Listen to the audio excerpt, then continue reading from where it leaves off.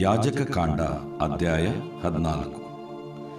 ಯೆಹೋವನು ಮೋಶೆ ಆರೋನರಿಗೆ ಹೇಳಿದ್ದೇನೆಂದರೆ, ನಿಮಗೆ ಸ್ವದೇಶವಾಗಿರುವುದಕ್ಕೋಸ್ಕರ ನಾನು ಕೊಡುವ ಕಾನಾನ್ ದೇಶಕ್ಕೆ ನೀವು ಬಂದ ನಂತರ ಆ ದೇಶದ ಯಾವ ಮನೆಯ ಗೋಡೆಗಳಲ್ಲಿ ನಾನು ಕುಷ್ಠದ ಗುರುತನ್ನು ಉಂಟು ಮಾಡುವೆನೋ ಆ ಮನೆಯ ಒಡೆಯನು ಯಾಜಕನ ಬಳಿಗೆ ಬಂದು, ನನ್ನ ಮನೆಯಲ್ಲಿ ಕುಷ್ಠರೋಗದ ಗುರುತು ಉಂಟಾದಂತೆ ತೋರುತ್ತದೆ ಎಂದು ಅವನಿಗೆ ತಿಳಿಸಬೇಕು. ಯಾಜಕನು ತಾನು ಆ ರೋಗದ ಗುರುತನ್ನು ನೋಡಲು ಬರುವುದಕ್ಕೆ ಮುಂಚೆ ಆ ಮನೆಯನ್ನು ಬರೆದು ಮಾಡಲು ಆಜ್ಞಾಪಿಸಬೇಕು. ಹಾಗೆ ಬರೆದು ಮಾಡದಿದ್ದರೆ ಆ ಮನೆಯಲ್ಲಿರುವ ಎಲ್ಲ ವಸ್ತುಗಳು ಅಶುದ್ಧವಾದವು. ಬರೆದು ಮಾಡಿದ ಮೇಲೆ ಯಾಜಕನು ಆ ಮನೆಯನ್ನು ನೋಡುವುದಕ್ಕೆ ಒಳಗೆ ಹೋಗಬೇಕು. ಅವನು ಮನೆಯ ಗೋಡೆಗಳಲ್ಲಿರುವ ರೋಗದ ಗುರುತುಗಳನ್ನು ನೋಡುವಾಗ ಆ ಗುರುತುಗಳು ಹಸುರಾಗಿ ಅಥವಾ ಕೆಂಪಾಗಿ ಇದ್ದು ಗೋಡೆಯ ಮಟ್ಟಕ್ಕಿಂತ ತಗ್ಗಾಗಿ ತೋರಿದರೆ ಯಾಜಕನು ಹೊರಗೆ ಬಂದು ಆ ಮನೆಯನ್ನು 7 ದಿನಗಳವರೆಗೂ ಮುಚ್ಚಿಸಿ ಬಿಡಬೇಕು. 7ನೆಯ ದಿನದಲ್ಲಿ ಯಾಜಕನು ಬಂದು ನೋಡುವಾಗ ಆ ಗುರುತು ಮನೆಯ ಗೋಡೆಗಳಲ್ಲಿ ಹಬ್ಬಿಕೊಂಡಿದ್ದರೆ ಆ ಗುರುತುಗಳು ಇರುವ ಕಲ್ಲುಗಳನ್ನು ತೆಗೆಸಿಬಿಟ್ಟು ಊರಿನ ಹೊರಗೆ ಅಪವಿತ್ರವಾದ ಸ್ಥಳದಲ್ಲಿ ಹಾಕಿಸಿ ಬಿಡಬೇಕು. ಅದಲ್ಲದೆ ಅವನು ಆ ಮನೆಯ ಗೋಡೆಗಳ ಒಳಗಡೆಯನ್ನೆಲ್ಲ ಗೀಚಿದ ಮಣ್ಣನ್ನು ಊರಿನ ಹೊರಗೆ ಅಪವಿತ್ರ ಸ್ಥಳದಲ್ಲಿ ಹಾಕಿಸಬೇಕು. ಆಗ ಬೇರೆ ಕಲ್ಲುಗಳನ್ನು ತರಿಸಿ ಮೊದಲಿದ್ದ ಕಲ್ಲುಗಳ ಸ್ಥಳದಲ್ಲಿ ಹಾಕಿಸಿ ಹೊಸ ಮಣ್ಣನ್ನು ತರಿಸಿ ಆ ಗೋಡೆಗಳಿಗೆ ಗಿಲಾವು ಮಾಡಿಸಬೇಕು. ಅವನು ಆ ಕಲ್ಲುಗಳನ್ನು ತೆಗೆಸಿ ಮನೆಯ ಗೋಡೆಗಳನ್ನು ಗೀಚಿಸಿ ಗಿಲಾವು ಮಾಡಿಸಿದ ಮೇಲೆ ಆ ರೋಗದ ಗುರುತು ತಿರುಗಿ ಕಾಣಬಂದರೆ ಯಾಜಕನು ಬಂದು ನೋಡಬೇಕು. ಆ ಗುರುತು ಮನೆಯ ಗೋಡೆಗಳಲ್ಲಿ ಹಬ್ಬಿಕೊಂಡಿದ್ದರೆ ಅದು ಪ್ರಾಣಹಾನಿಕರವಾದ ಕುಷ್ಠವೇ. ಆ ಮನೆ ಅಶುದ್ಧವಾಗಿರುವುದು. ಅವನು ಆ ಮನೆಯನ್ನು ಕೆಡಹಿಸಿ ಅದರ ಎಲ್ಲ ಕಲ್ಲುಗಳನ್ನು, ತೊಲೆಗಳನ್ನು, ಮಣ್ಣನ್ನು ಊರಿನ ಹೊರಗೆ ಅಪವಿತ್ರ ಸ್ಥಳದಲ್ಲಿ ಹಾಕಿಸಿ ಬಿಡಬೇಕು. ಆ ಮನೆಯು ಮುಚ್ಚಿರುವ ದಿನಗಳಲ್ಲಿ ಯಾವನಾದರೂ ಒಳಕ್ಕೆ ಹೋದರೆ ಅವನು ಆ ದಿನದ ಸಾಯಂಕಾಲದವರೆಗೆ ಅಶುದ್ಧನಾಗಿರುವನು. ಆ ಮನೆಯಲ್ಲಿ ಮಲಗಿಕೊಂಡವನು ತನ್ನ ಬಟ್ಟೆಗಳನ್ನು ಒಗೆದುಕೊಳ್ಳಬೇಕು. ಅಲ್ಲಿ ಊಟ ಮಾಡಿದವನು ಬಟ್ಟೆಗಳನ್ನು ಒಗೆದುಕೊಳ್ಳಬೇಕು. ಆದರೆ ತಾನು ಆ ಮನೆಗೆ ಹೊಸದಾಗಿ ಗಿಲಾವು ಮಾಡಿಸಿದ ಮೇಲೆ ಯಾಜಕನು ಬಂದು ನೋಡುವಾಗ ಆ ರೋಗದ ಗುರುತು ಕಾಣಿಸದೆ ಹೋದರೆ ರೋಗ ಪರಿಹಾರವಾಗಿ ಆ ಮನೆ ಶುದ್ಧವಾಯಿತೆಂದು ನಿರ್ಣಯಿಸಬೇಕು.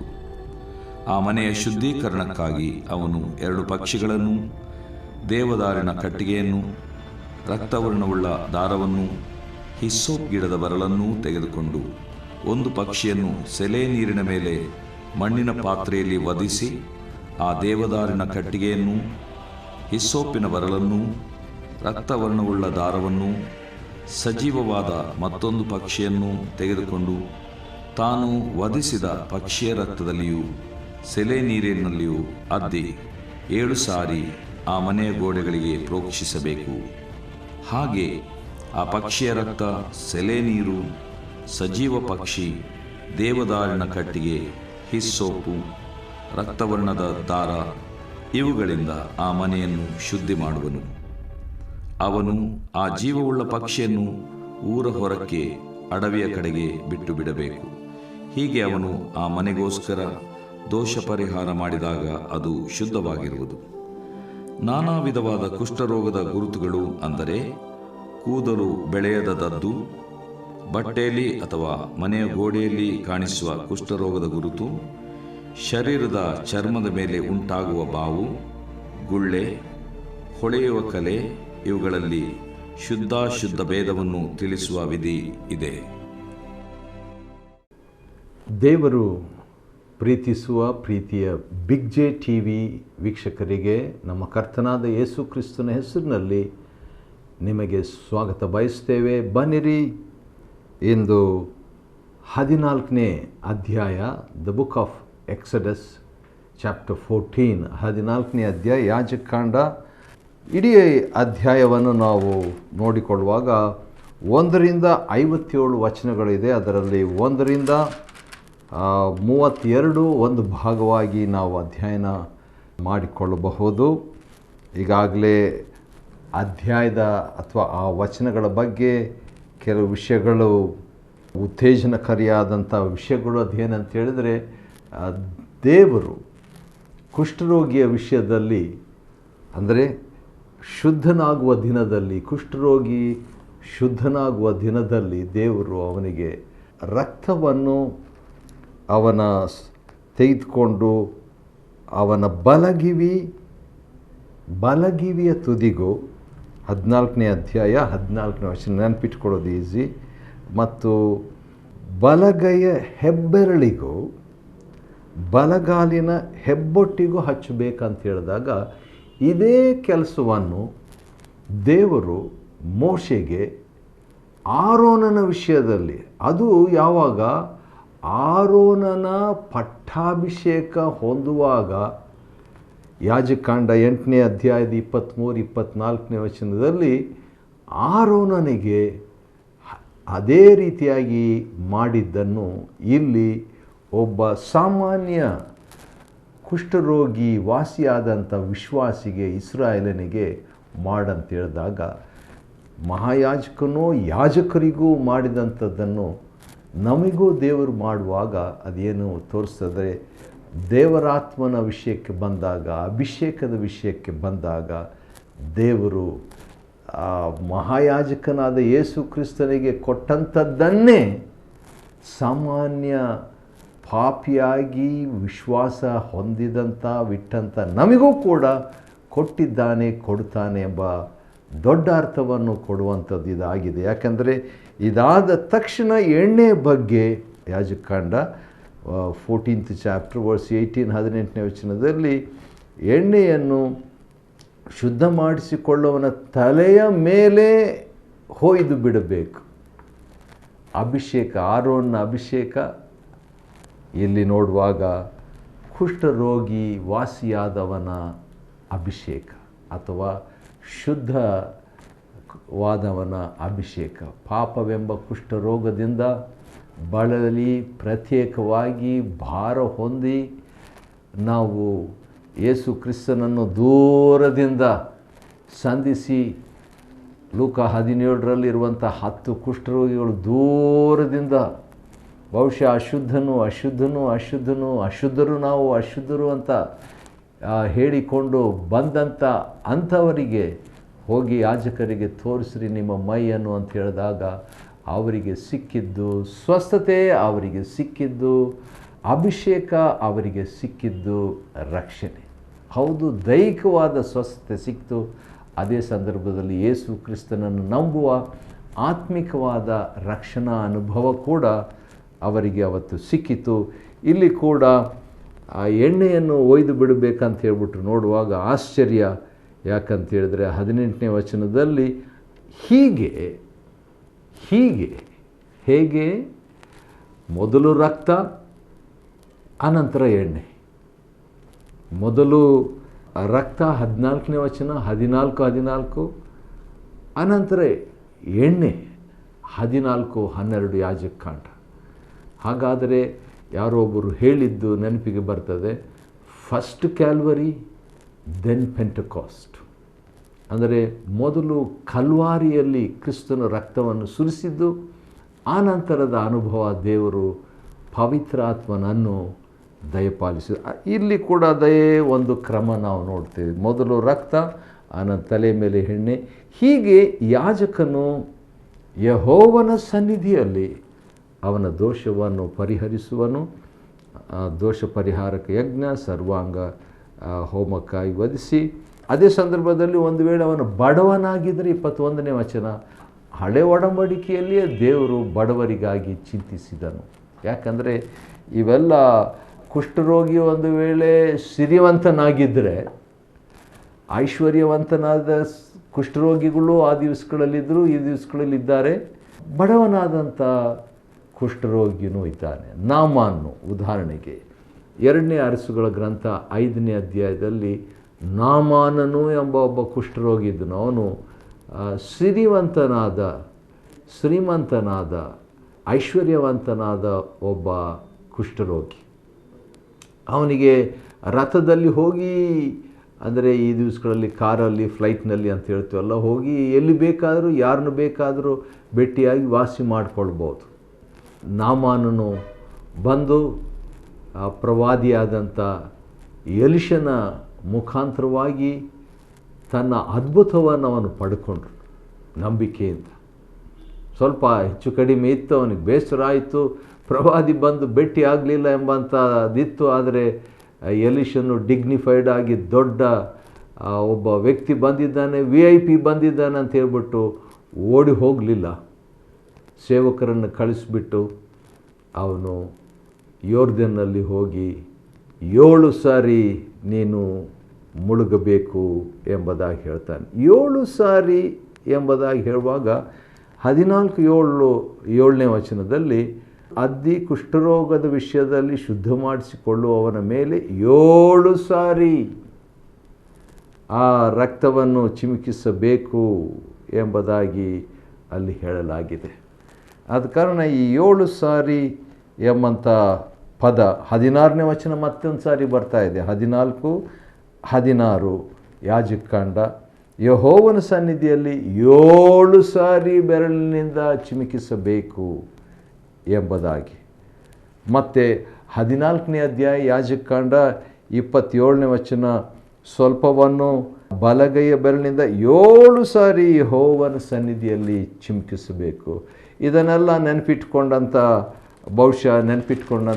ಎಲಿಷನು ಏನು ಮಾಡ್ದ, ನೀನು 7 ಸಾರಿ ನೀರಲ್ಲಿ ಯೋರ್ಧನ್ ನದಿಯಲ್ಲಿ, ಯಾಕಂದರೆ ಅವನು ಒಬ್ಬ ಅನ್ಯ ಮತಸ್ಥದವನು, ಬಹುಶಃ ಇವೆಲ್ಲವನ್ನು ಪೂರ್ಣವಾಗಿ ಅವನನ್ನು ಒತ್ತಾಯ ಮಾಡಲಿಕ್ಕೆ ಇಷ್ಟಪಡಲಿಲ್ಲ ಪ್ರವಾದಿಯಾದ ಕಾರಣ ತನ್ನದೇ ರೀತಿಯಲ್ಲಿ ಅವನನ್ನು 7 ಸಾರಿ ಯೋರ್ದನ್ ನದಿಯಲ್ಲಿ ನೀನು ಆದ್ದಿಕೊಳ್ಳಬೇಕು ಎಂಬುದಾಗಿ ಹೇಳಿದಾಗ ಆ ರೀತಿಯಾಗಿ ಮಾಡಿದ. ಅವನಿಗೆ ಅವನು ಶುದ್ಧವನಾದ, ಶುದ್ಧವಾಗಿ ಅವನು ಹೊರಟು ಹೋದ ಸಂತೋಷವಾಗಿ. ಮತ್ತು ಅದಕ್ಕೆ ಬೇಕಾದಂಥ ಒಂದು ಎಲ್ಲ ಅನುಕೂಲತೆ ಅವನಿಗಿತ್ತು. ಆದರೂ ಕೂಡ ಇದು ಏನಂತ ತೋರಿಸ್ತದೆ, ಕೃಪೆಗೆ ಒಂದು ಚಿತ್ರ. ಅವನಿಗೆಲ್ಲ ಇತ್ತು, ಕುಷ್ಠರೋಗ ಹೋಗಲಿಲ್ಲ, ಕುಷ್ಠರೋಗನೂ ಇತ್ತು. ಕೃಪೆ ಅನ್ನುವಂಥದ್ದು ಉಚಿತವಾಗಿ ಲಭ್ಯವಾಗುವಂಥದ್ದು, ಅದನ್ನೇ ಅಲ್ಲಿ ನಾವು ನೋಡ್ತೇವೆ. ಸರಿ, 32ನೇ ವಚನ, ಶುದ್ಧೀಕರಣ ಯಜ್ಞಗಳನ್ನು ಮಾಡುವುದಕ್ಕೆ ಗತಿ ಇಲ್ಲದವನ ಕುಷ್ಠರೋಗಿಯ ವಿಷಯದಲ್ಲಿ, ಯಾಕಂದರೆ ನಾಮನ್ನಂಥ ಕುಷ್ಠರೋಗಿಗೆ ಗತಿ ಇದೆ, ಅವನಿಗೆ ಹಣ ಇದೆ, ಆಸ್ತಿ ಇದೆ, ಏನು ಇನ್ಫ್ಲೂಯೆನ್ಸ್ ಕೂಡ ಇದೆ. ಹೋಗಿ ಗೌರ್ಮೆಂಟು ದೊಡ್ಡ ಅಧಿಕಾರಿಗೆ ಪರ್ಮಿಷನ್ ತಗೊಂಡು ಇನ್ನೊಬ್ಬ ರಾಜನ ಹತ್ರ ಹೋಗಿ ನೋಡುವಷ್ಟು ಸಾಮರ್ಥ್ಯ ಅನುಕೂಲತೆ ಅವನಿಗಿತ್ತು. ಆದರೆ ಗತಿ ಇಲ್ಲದೆ, ಅಂದರೆ ಬಡವನಾದಂಥ ಕುಷ್ಠರೋಗಿಯ ಗತಿ ಹೇಗೆ, ಅವನ ವಿಷಯ ಹೇಗೆ ಅಂತ ಹೇಳುವಾಗ ಅವನಿಗಾಗಿ ಕೂಡ ದೇವರು ಒಂದು ಅನುಕೂಲ ಮಾಡ್ತಾನೆ. ದೇವರು ಒಳ್ಳೆಯವನು, ಶ್ರೀಮಂತರಿಗೂ ಸಹಾಯ ಮಾಡ್ತಾನೆ, ಬಡವರನ್ನು ಆತ ನೆನಪಿಟ್ಕೊಳ್ತಾನೆ. ತನ್ನ ಜನರಲ್ಲಿ ಶ್ರೀಮಂತರಿಗೂ ಸಹಾಯ ಮಾಡ್ತಾನೆ, ಬಡವರಿಗೂ ಸಹಾಯ ಮಾಡ್ತಾನೆ. ಮತ್ತು ಆ ದಿವಸಗಳಲ್ಲಿ ಹೊಸ ಒಡಂಬಡಿಕೆಯಲ್ಲಿ ಒಂದು ಕಾನ್ಫರೆನ್ಸ್ ನಡೆದಾಗ ಆ ವಾಕ್ಯ ನನಗೆ ನೆನಪಿಗೆ ಬರ್ತಾ ಇದೆ. ಗಲಾತ್ಯದವರಿಗೆ ಬರೆದ ಪತ್ರಿಕೆಯಲ್ಲಿ ಇರುವಂಥ ಒಂದು ವಾಕ್ಯ, 2ನೇ ಅಧ್ಯಾಯ 10ನೇ ವಚನದಲ್ಲಿ ಅವರು ಮಾಡಿದ ತೀರ್ಮಾನದಲ್ಲಿ ಈ ರೀತಿಯಾಗಿ ಇದೆ, ಆದರೆ ನೀವು ನಮ್ಮಲ್ಲಿರುವ ಬಡವರನ್ನು ಜ್ಞಾಪಕ ಮಾಡಿಕೊಳ್ಳಬೇಕೆಂಬ ಒಂದೇ ಸಂಗತಿಯನ್ನು ಬೇಡಿಕೊಂಡರು.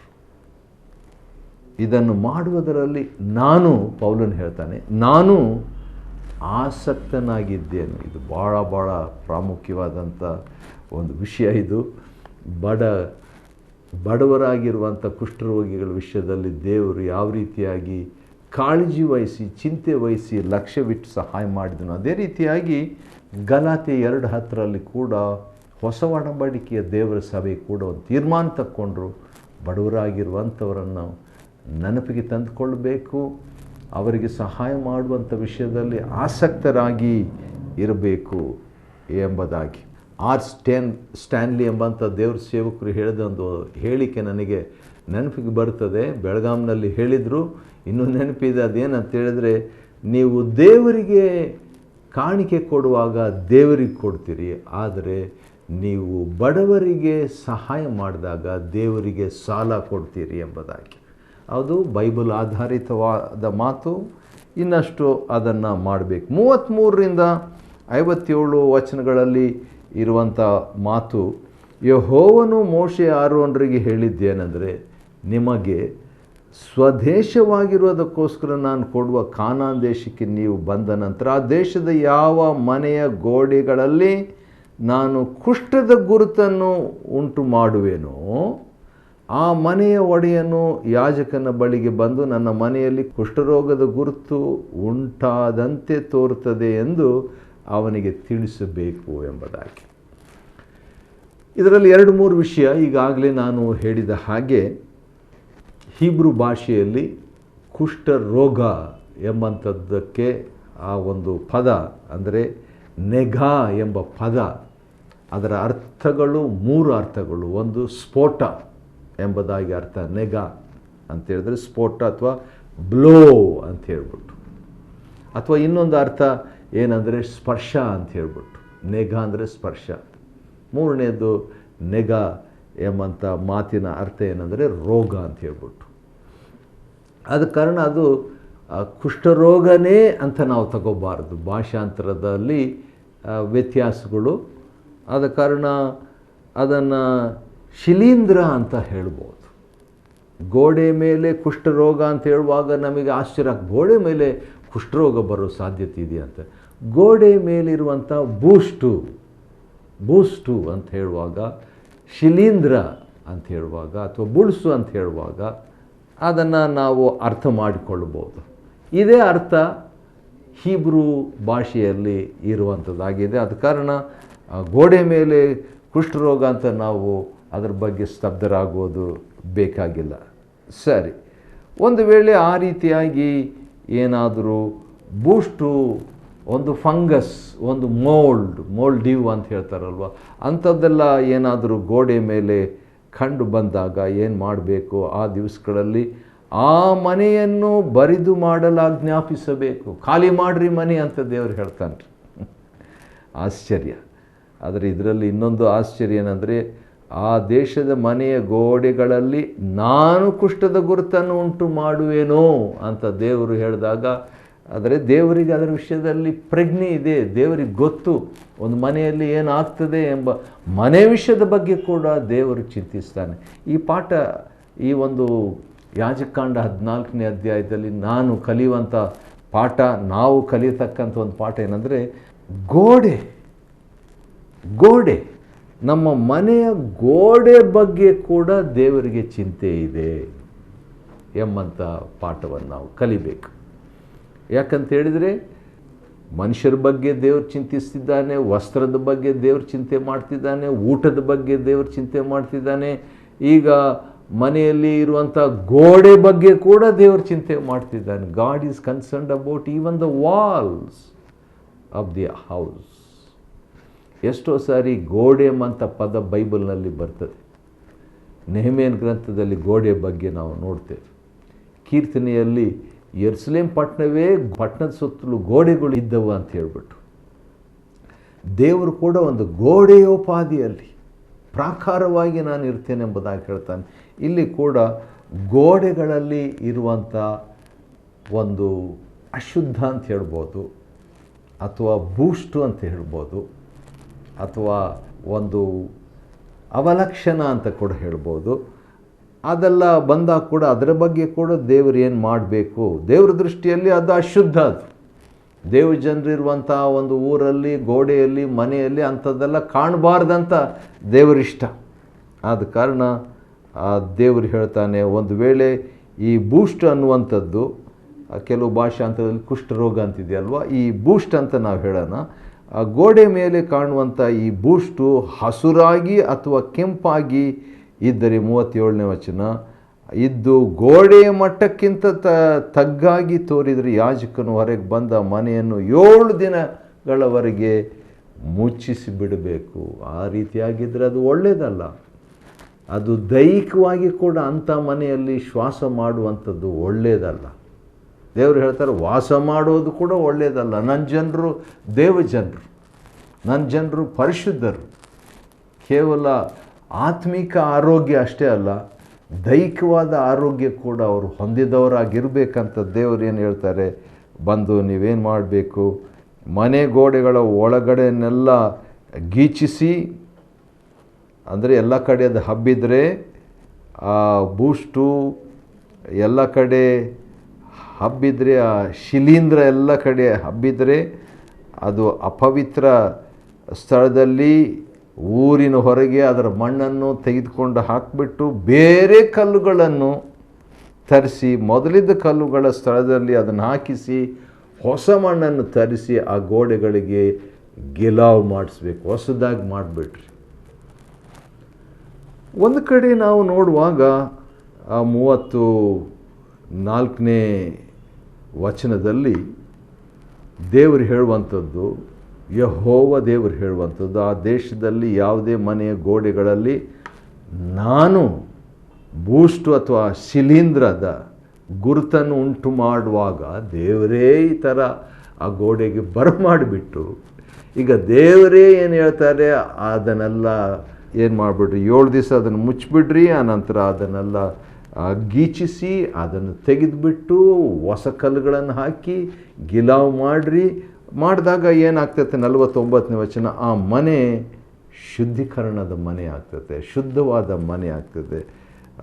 ಮತ್ತು ಅದಕ್ಕೆ ಕೂಡ ಅಷ್ಟೇ, ಆ ಮನೆಗೆ ಕೂಡ ದೇವರು ಹೇಳುವಂಥದ್ದು, 2 ಪಕ್ಷಿಯನ್ನು ತಂದು, 2 ಪಕ್ಷಿಗಳನ್ನು ಮತ್ತು ತಂದು ದೇವರು ಹೇಳಿದ ಹಾಗೆ ಒಂದು ಪಕ್ಷಿಯನ್ನು ಅದರ ರಕ್ತದಿಂದ ಶುದ್ಧೀಕರಣ, ಇನ್ನೊಂದು ಪಕ್ಷಿಯನ್ನು ಆ ರಕ್ತದಲ್ಲಿ ಹದ್ದಿ ಅನಂತರ ಅದನ್ನು ಬಿಟ್ಟುಬಿಡಬೇಕು ಎಂಬುದಾಗಿ. ದೇವರು ಬಟ್ಟೆ ವಿಷಯದಲ್ಲಿ ಕಾಳಜಿ ವಹಿಸಿದ್ದಾನೆ, ದೇವರು ಮನೆ ವಿಷಯದಲ್ಲಿ ಕಾಳಜಿ ವಹಿಸಿದ್ದಾನೆ, ದೇವರು ಗೋಡೆ ವಿಷಯದಲ್ಲಿ ಕಾಳಜಿ ವಹಿಸಿದ್ದಾನೆ. ದೇವರೇ ಅದನ್ನು ಅನುಮತಿಸಿ, ದೇವರೇ ಅದನ್ನು ತೆಗೆಸಿ, ಆ ಕಲ್ಲುಗಳನ್ನು ತೆಗೆಸಿ ಮನೆಯ ಗೋಡೆಗಳನ್ನು ಗೀಚಿಸಿ ಗಿಲಾವು ಮಾಡಿಸಿ ಆ ಮನೆಯಲ್ಲಿ ವಾಸ ಮಾಡಬೇಕು. ದೇವರು ವಾಸ ಮಾಡಬೇಕಂತ ಅವ ಮನೆಯಲ್ಲಿ. ಒಂದು ವೇಳೆ ದೇವರು ಇಷ್ಟೆಲ್ಲ ಯಾಕೆ ಹೇಳ್ತಿದ್ದಾನೆ ಅಂತ ಹೇಳುವಾಗ ಅದನ್ನೆಲ್ಲ ಯೋಚಿಸುವ ಬದಲು ದೇವರು ಹೇಳಿದ್ದಾನೆ ಅದನ್ನು ಮಾಡ್ತೀನಿ ಅಂತ ಮಾಡುವಾಗ ಆಶೀರ್ವಾದ. ಆ ರೀತಿಯಾಗಿ ನಾವು ಬಾಳುವಂತೆ ದೇವರು ನಮ್ಗೆ ಸಹಾಯ ಮಾಡಲಿ. 14ನೇ ಅಧ್ಯಾಯ ಯಾಜಕಕಾಂಡವನ್ನು ಅಧ್ಯಯನ ಪೂರ್ಣವಾಗಿ ಮಾಡಿಕೊಡುವಂತೆ ದೇವರು ಸಹಾಯ ಮಾಡಿದ್ದಕ್ಕೆ ದೇವರ ನಾಮಕ್ಕೆ ಸ್ತೋತ್ರವಾಗಲಿ. ದೇವರು ನಿಮ್ಮನ್ನು ಆಶೀರ್ವದಿಸಲಿ.